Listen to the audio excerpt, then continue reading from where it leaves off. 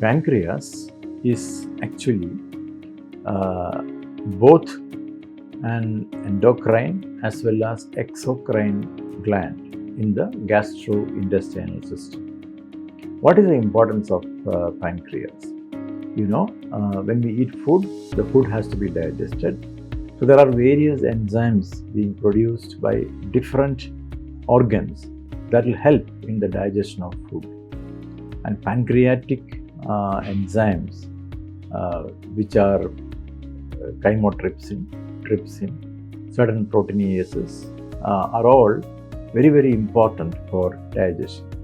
Similarly, pancreas is also an endocrine organ with islet cells which secretes insulin for control of blood sugar.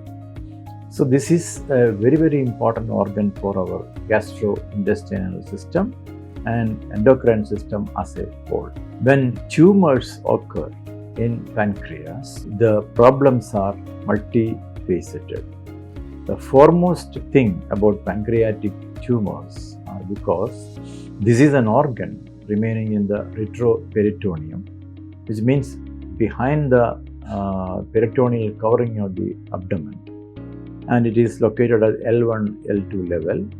It is a very soft fish-shaped organ located in the curvature of the duodenum, just behind the stomach and above the transverse colon level. So these tumors, in the early phase of its formation, are difficult to diagnose. Most of the times, pancreatic tumors present in little advanced stage or locally advanced stage.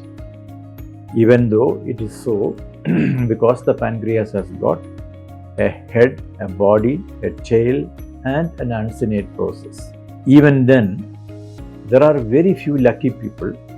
I know no persons with tumors are lucky, but among the worst things, the plus point occurs if by misfortune somebody develops a tumor in the periampular region.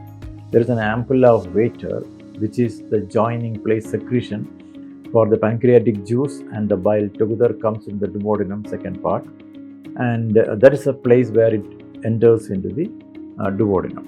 If a tumor occurs there in the ampullary region, they obstruct fast and the patient develops jaundice and we can pick up the disease early. Whereas tumors occurring in the head or body or tail are very late in diagnosis. So what are the symptoms that are present in pancreatic tumors? So this must be classified into early phase as well as late phase. Late presentations are always, patient gets into cachexia, patient can develop pain, then anorexia, sometimes vomiting, deep jaundice, and features of portal vein obstruction and excruciating pain, pancreatic pain. These are all features of the advanced situation. Sometimes ascites, which means fluid collection in the peritoneal cavity. Whereas early phase, there will be a vague symptoms of dyspepsia or vague pain in the lumbar or in the back, or very vague presentation of loss of appetite, etc. So proper investigations are the milestones for diagnosing this disease accurately. These include from ultrasound or imagiology, from ultrasound, CT scan, or even those patients who are in the little more advanced situation, PET scans are all needed in clinching the diagnosis. Also, we need a histological diagnosis also as to what type of tumor this organ is having, this tumor is having. Pancreas can produce different types of tumors. Most common that's occurring in the head pancreas is adenocarcinoma, which arises from the pancreatic duct. But similarly, there can be different histological variants in these tumors. And similarly, body of the pancreas also can get different types of tumors. And tail pancreas also can get different types of tumors like papillary tumors, then gastrinomas or insulinomas, like who are exocrine gland organ, and adenocarcinomas, even adenosquamous carcinomas. There are so many variants of tumors can develop. So when the tumor is in the early phase, there is a chance that we can cure in at least in a few percentage of patients.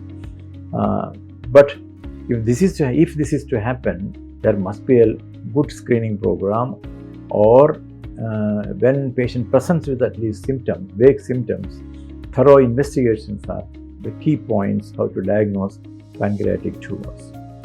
When the patient presents with jaundice and all, and if there is a block or a tumor occurring in the pancreatic duct, we do a procedure known as ERCP, endoscopic retrograde pancreatic cholangiography, to identify any tumors if it is occurring in the pancreatic duct because of the tumor. In some situations, it becomes mandatory to put stents in the duct to relieve them of jaundice, which is going to be excruciating in many patients. Coming to modern treatments, see, that is the most important thing. Are there any novel treatments available for pancreatic tumors? We know if somebody needs a cure, the first and the foremost thing is early diagnosis. Second thing is a proper surgery. For surgery of the tumors arising either in the periambulary region or in the head pancreas, it is known as Whipple surgery, which is the resection of terminal part of the bile duct, the head pancreas as such, then the C-shaped part of the duodenum. Part 2, 3 are resected along with the tumor, as well as in some cases distal stomach also is removed. So this procedure is known as Whipple's procedure.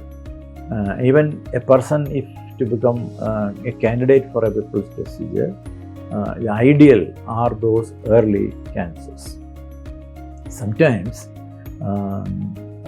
these tumors can go out of the pancreatic capsule and can invade the vessels around that region.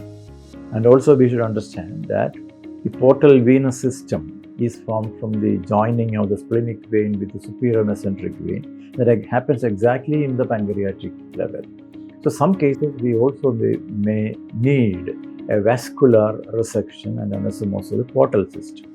But these are all very highly technically demanding and high-end surgeries that's happening for the pancreatic cancers. For those tumors which are occurring in the body or tail of the pancreas, it becomes more easy because that amounts to only resections and no anastomotic techniques are needed for such cases. In very rare situations, there can be an event of total pancreatectomy provided the tumor has got good prognostication. But that is one of the rare situations that we do. Having said that surgery, but there are situations where a surgical upfront procedure or upfront surgery may not be feasible. In such cases, we may have to downstage the tumor. By downstaging, which means the tumor which has grown out of proportion, few of them will be sensitive to chemotherapeutic drugs. There are so many new drugs which are like albumin-bound Taxol or irinotecan or oxaliplatins, then Avastin, which is anti-angiogenic factor. So there are so many gemcitabine. There are so many drugs available today to downstage the disease, or even to a great percentage of patients, good response. Sometimes, if we're lucky, we can get 70 to 80% of response to treatment. If that is happening, again, a candidate who is a locally advanced tumor become a candidate for surgical resection. When surgery is done, that leads to a better local control, at least. Whereas modern treatment also includes today what is known as immunotherapy and targeted treatments. So there are situations where we can do the comprehensive gene profiling of these tumors and identify those immunotherapy drugs which could be able to control this cancer in a better level or better way than what was possible in the past.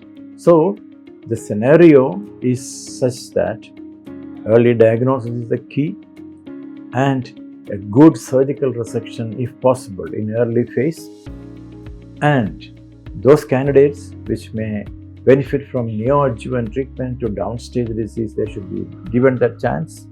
And if nothing is possible, at least a good palliation is what is needed in pancreatic cancers.